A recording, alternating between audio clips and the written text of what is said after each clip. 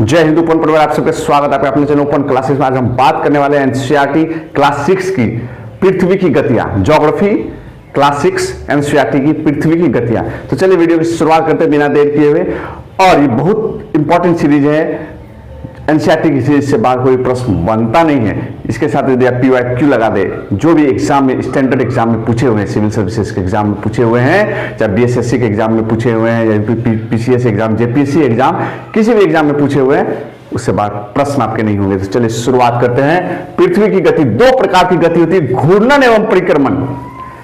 दूसरा पॉइंट है, पृथ्वी अपने अक्ष पर जो घूमता है उसे घूर्णन कहते हैं। पृथ्वी का सूर्य के चारों ओर चक्कर परिक्रमण कहलाता है। पृथ्वी की परिक्रमण गति या वार्षिक गति 300% दिन है।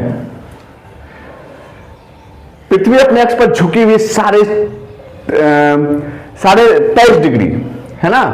पृथ्वी की परिक्रमण गति, वार्षिक गति 365 दिन है। वह समतल जो कक्ष के द्वारा बनाया गया, कक्षीय समतल, पृथ्वी का उसके कक्ष तल के 60 डिग्री बनाता 66.5 डिग्री का, अपने अक्ष पर झुका हुआ है 23.5 डिग्री। कक्ष तल के 60 डिग्री बनाता है 66.5 डिग्री का। ग्लोब और वृत्त जो दिन रात को विभाजित करता, प्रदीप्त वृत्त, ठीक है, दिन रात को विभाजित करता है ग्लोब पर। ग्रह जिस मार्ग पर सूर्य की परिक्रमा करते हैं वह कहलाता है कक्षा।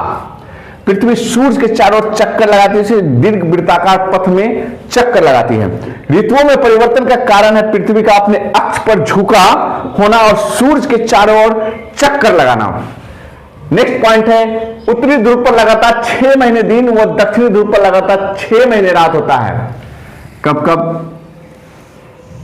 21 मार्च से 23 सितंबर के बीच में। उत्तरी गोलार्ध में सबसे लंबा दिन और सबसे छोटी रात 21 जून को उत्तरी गोलार्ध में।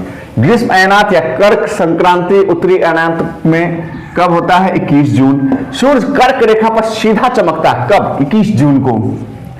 दक्षिणी गोलार्ध विषुवत रेखा से मकर रेखा तक, दक्षिणी गोलार्ध विषुवत रेखा 0 डिग्री से एकदम मकर रेखा तक 23.5 डिग्री साउथ। सूर्य की किरणें सीधी पड़ती है 21 मार्च से 23 सितंबर के बीच। दक्षिणी ध्रुव पर लगातार 6 महीने दिन व उत्तरी ध्रुव पर लगातार 6 महीने रातें होती है। कब से कब तक? 23 सितंबर और 21 मार्च। दक्षिणी गोलार्ध में सबसे लंबा दिन और सबसे छोटी रातें 22 दिसंबर को होती है। शीत अयनात या मकर संक्रांति दक्षिणी अयनात के नाम से जानते हैं, 22 दिसंबर है ना। सूर्य मकर रेखा पर सीधा चमकता है 22 दिसंबर को। ऑस्ट्रेलिया में क्रिसमस का पर्व मनाया जाता है कब? ग्रीष्म ऋतु में। ग्रीष्म ऋतु में 22 दिसंबर, वहां पर 22 दिसंबर को ग्रीष्म ऋतु होती है। तो ग्रीष्म ऋतु में क्रिसमस का पर्व। विषुवत वृत्त पर सूर्य की किरणें सीधी चमकती है कब कब? 21 मार्च और 23 सितंबर को। उत्तरी गोलार्ध में वसंत विषुव कब होता है? 21 मार्च 21 मार्च। उत्तरी गोलार्ध में शरद विषुव 23 सितंबर। उत्तरी गोलार्ध में वसंत ऋतु व दक्षिणी गोलार्ध में शरद ऋतु 21 मार्च। उत्तरी गोलार्ध में शरद ऋतु व दक्षिणी गोलार्ध में वसंत ऋतु 23 सितंबर।